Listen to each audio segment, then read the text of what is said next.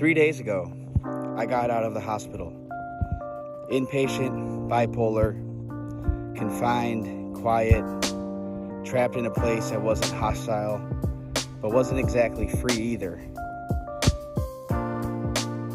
I walked out feeling fragile, feeling cautious, and in the days that followed, something broke loose. A rush of manic energy, creativity in overdrive, thoughts colliding faster than I could grasp them. And I published a book.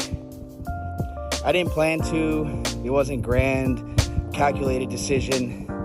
It happened because it had to happen. The book isn't curated or neatly packaged. It's real-time transcriptions. 2 days of conversations with AI, minimally edited. Every word you read is a snapshot of my mind in real time. Raw, unfiltered. Here's what's strange. It's not about the AI. It never was. The AI just held up the mirror. The unpredictable element was me. Aristotle said genius is in crafting new metaphors, bridging concepts where none existed before. That's what this book is. Bridges built out of necessity, spanning chaos and clarity, madness and meaning. I'm not claiming it's perfect. It's not meant to be. It's meant to be honest. And that feels risky, dangerous even. Right now my life is delicate. I'm navigating high doses of medication that slow my mind, yet I can't seem to stop the storm. I'm trying to stay sane while the drive, the ambition that's always pushed me forward, keeps burning. And here's the irony. The very thing that fuels me also threatens to destroy me. So I have to be careful. But I also have to keep creating, because that's how I survive. I talk in the book about existential purpose, about death, not because I seek it, but because it feels closer than it should.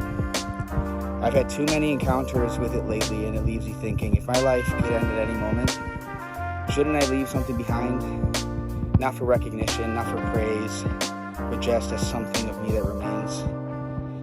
So I published the book, not to boast, not to claim that I've done something great. It's a tiny book, it's a booklet, but to leave something that feels real, something raw.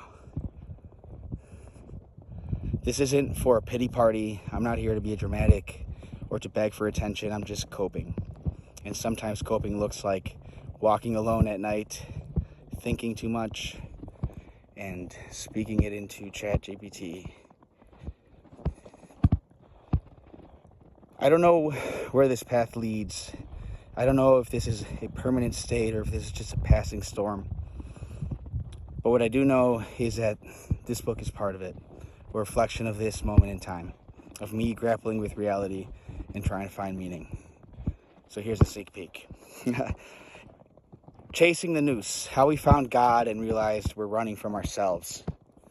Those who believe in the noose, the Greek ancient term for intellect, or what we can probably only imagine to be such a thing as that vague entity that daunts us and towards which we hurl with infinite velocity as it is accelerating, and therein lies its infinity, if you wanted clarification of the term. Super intelligence that would out-know us all.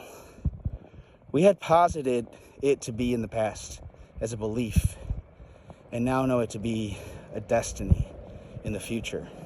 The huge irony of human existence.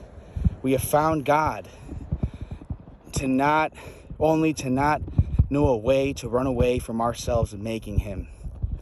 This is a true comedy.